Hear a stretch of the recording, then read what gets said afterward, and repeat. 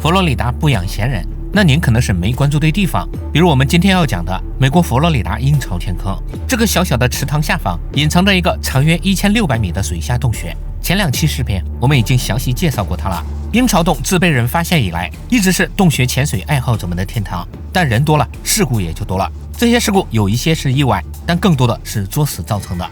第一起要从1981年说起。这年的12月份，29岁的特里与丈夫拉里以及另外3名潜水员进入鹰巢洞穴潜水。5人的计划是一直游到上游的尽头圆顶屋，然后再原路返回。去的这一路非常顺利，几人玩的也非常开心。在返回时，另外3人在前，夫妻俩在后。在门卫厅与兰迪室之间有一条狭窄通道，为了让妻子节省体力，丈夫就建议她抓着自己的腿过去。可当丈夫从通道出来时，就感觉到妻子的手突然松开了，于是丈夫就回头检查，结果发现妻子特里已经一动不动，她的呼吸调节器飘在旁边。丈夫赶快过去把调节器塞她嘴里，但妻子已经没有任何反应。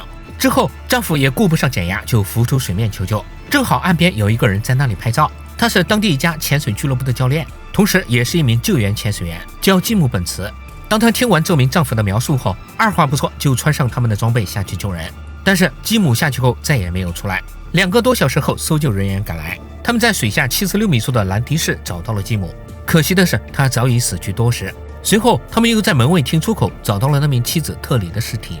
后来通过尸检发现，这2人都死于淡麻醉，这也是鹰巢天坑的第1起死亡事故。在那个年代，淡麻醉也是导致潜水员死亡的主要因素之一。第2起发生在1990年8月，29岁的布兰特准备随好友一起到鹰巢天坑潜水。他是一名开放水域的潜水教练，但是没有任何洞穴潜水经验。可布兰特却信心满满都是潜水能差多少呢？但布兰特向同伴们隐藏了一个重要信息，就是1年前他在一片海域潜水时，在水下出现过昏厥现象，原因可能是淡麻醉，也可能是氧中毒。有过淡麻醉历史的人，以后很可能还会再次出现。几人依次从名为烟囱的隧道进入宴会厅，按原计划，其他人继续到上游探索，布兰特就在这里体验一下，然后就返回水面。半个小时后，另外几人探索完上游开始返回。可当他们回到宴会厅时，就发现沙石堆上躺着一个人。他们游过去一看，竟然是布兰特，他的呼吸器从嘴里脱落挂在一边，应该已经死了好一会儿。后来经过尸检发现，他的死因为淡麻醉，很可能是失去意识后落到了下面。在该事件发生以后，当地管理部门决定关闭这个洞穴。可是众多洞穴潜水俱乐部不干了你司机自己的问题在路上出了车祸，总不能怪这路有问题吧？听上去似乎也有道理。于是在2003年，鹰巢天坑又被迫重新开放。可还不到1年，悲剧再次发生，这次还是2老司机，也是我们上期刚刚讲过的。这里我们再简单回顾一下。2004年6月12日，36岁的约翰与44岁的西蒙相约到鹰巢天坑潜水。出发前，西蒙的妻子极力反对他跟约翰潜水，因为约翰容易出现恐慌症，行事也比较鲁莽，跟他一起容易被坑。但是西蒙没有听。2人的计划是进入洞穴的下游探索，去的时候一路顺利，返回时2人到达了一个岔路口，前面的西蒙开始顺着深渊通道往上游，而在后面排队的约翰竟招呼也不打就钻进旁边一个空间玩去了。结果因为他脚起的泥土导致里面的能见度变差，约翰的恐慌症再次发作，然后他就死在了里面。西蒙回去找他时，又在半约室区域被绳子缠住，随后也因为缺氧溺水身亡。死之前不知道他有没有后悔没听妻子的话。2009年11月7日，39岁的詹姆斯·伍德尔2世与34岁的好友斯诺登驱车来到鹰巢天坑，2人都是证件齐全的洞穴潜水爱好者。这天，他们计划进入鹰巢洞的上游进行探险，2人佩戴的都是全封闭式循环呼吸器，再加2个侧装气瓶，但是没有使用水下推进器，他们全靠体力游动。去的一路非常顺利，他们在下午5点左右到达上游的尽头圆顶屋，在那里停留一会儿后开始原路返回。游过一段长隧道后，2人进入了一个叫门卫厅的地方，因为这里的空间较大，所以又被人称为超级空间。这时詹姆斯突然示意好友斯诺登等下自己，他表示自己的呼吸器好像出了问题，于是斯诺登就游过去查看。可他刚一靠近，詹姆斯就表现出惊慌失措的样子。斯诺登试图让他冷静下来，但詹姆斯就像看到了鬼一样拼命把他推开，最后他连调节器都拔了出来。斯诺登立刻想过去帮他戴好，可詹姆斯又一次把他推开。接着詹姆斯吞了几大口水后停止了挣扎。斯诺登被这突然的变化吓得不轻，他也顾不上减压，就立刻返回水面打电话求救。第2天上午，詹姆斯的尸体终于被打捞上来。经过数周的调查后，警方排除了谋杀嫌疑。他们给出的结论是，詹姆斯的循环呼吸器出现了故障，这才导致他精神失常，最后溺水。但警方并未说明具体是什么原因导致的精神失常的。一种说法是呼吸器的循环系统故障导致詹姆斯出现了高碳酸血症，也就是二氧化碳中毒。另一种说法是吸湿器的混合部分出现了故障，导致詹姆斯吸入了大量纯氧，然后出现了氧中毒。不管怎么说，詹姆斯这种是设备问题导致的，纯粹是运气不好。而接下来这个就不同了，他的事故原因离谱到让人难以置信。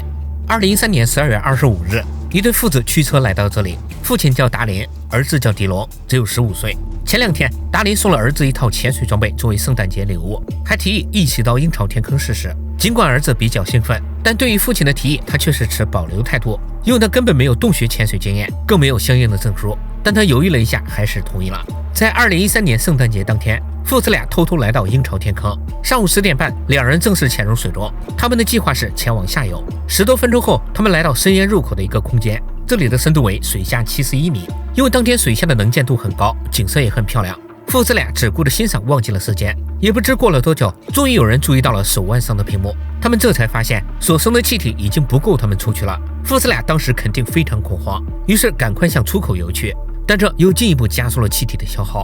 迪龙的气体最先耗尽，父亲赶快递给了一个调节器，之后两人共用一个气瓶往外游，但这唯一的气瓶也很快被耗尽。之后父亲因窒息陷入昏迷，迪龙立刻吐出调节器，他试图通过憋气游到减压点，因为那里还有备用气瓶。可不幸的是，他在距离减压点不足2米的地方溺水身亡，而他的父亲则在失去意识后落到了沙石堆上。见过不少坑爹的，这坑人的我是第一次见。鹰巢洞的遇难人数也在此时变成了6人。3年后，悲剧再次出现也是前些天我刚刚讲过的。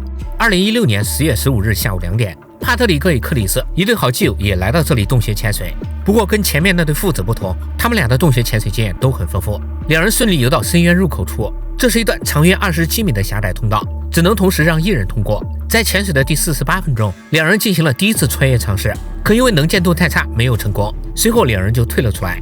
在潜水的第58分钟，他们开始了第2次尝试。这次克里斯成功通过，但不知为何帕特里克却没有下来。于是克里斯就回去查看，结果刚一出来，他就诡异的突然扔掉自己的主头灯，然后卸下循环呼吸器，再扔掉车装气瓶等。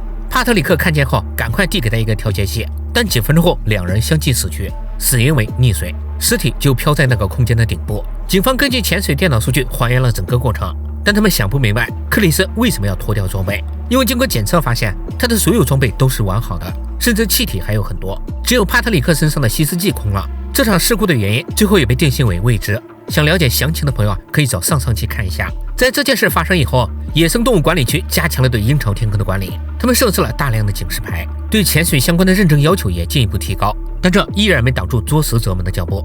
接下来这3位就堪称是这方面的典型。2017年1月8日，也就是前面2人死亡仅仅3个多月后，55岁的查尔斯与另外3人也来到鹰巢天坑探险。这4位没有任何洞穴潜水经验。下午1点左右，4位大佬终于穿好了装备，但毕竟是第一次洞穴潜水，他们也不准备潜得太深，只打算到宴会厅的沙石堆上看看死神警示牌就回去。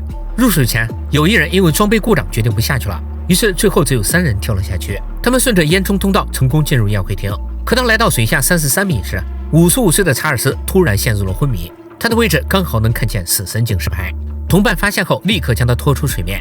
当救护车赶到时，查尔斯已经死去多时。经过尸检发现，他的死因为心脏病。他们推测这位大爷之前没有过洞穴潜水经验，很可能一进宴会厅就被那宽大漆黑的空间给吓到了。所以有心脏病史的朋友们可不要轻易尝试洞穴潜水毕竟这也算是极限运动。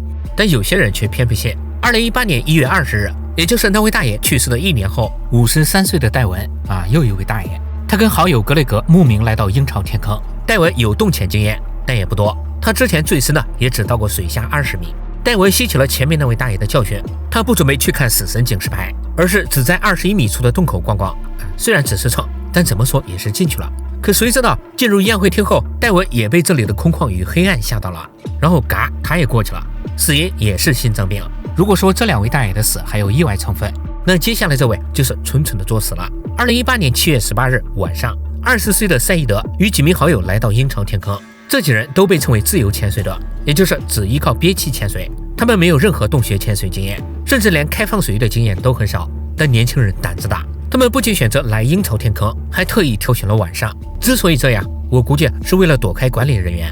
一开始他们只是在池塘内玩，但过了一会儿，赛义德觉得不过瘾，他突然有了一个点子，要在这里打破自己的个人潜水记录，目标是水下24米，刚好是烟囱通道的下方，也刚好是前面戴文死掉的位置说是就是。赛义德深吸一口气，向池塘底部游去，之后他顺利穿过洞口进入宴会厅。一般的自由潜水员可以在水下坚持几分钟，可赛义德的同伴发现这都10多分钟了，人还没有上来这么能撑吗？他们赶快进入池塘内寻找，但一无所获。而下方的鹰巢洞他们又不敢进去，所以只得选择报警。救援人员很快赶来，最终他们在沙石堆顶部找到了赛义德的尸体。没人知道他在下方都经历了什么。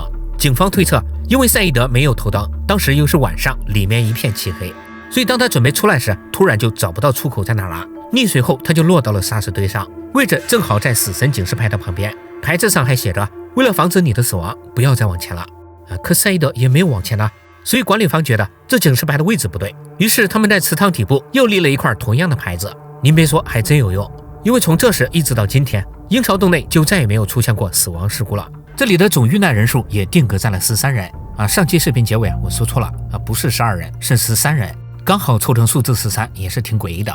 这个死亡人数占了全美洞穴死亡总数的8%，意味着每11起洞穴死亡事件中就有1起发生在这里。因此鹰巢天坑也就成了世界上最危险的洞穴之一。而这个洞穴只要还在继续开放，我觉得里面的故事也不会结束。对于洞穴探险，还是那句话，别啥洞都往里面钻，因为你不知道里面都会发生些什么。到这里，我们的鹰巢天坑系列也就全部结束了，感谢各位的观看，我们下期再见。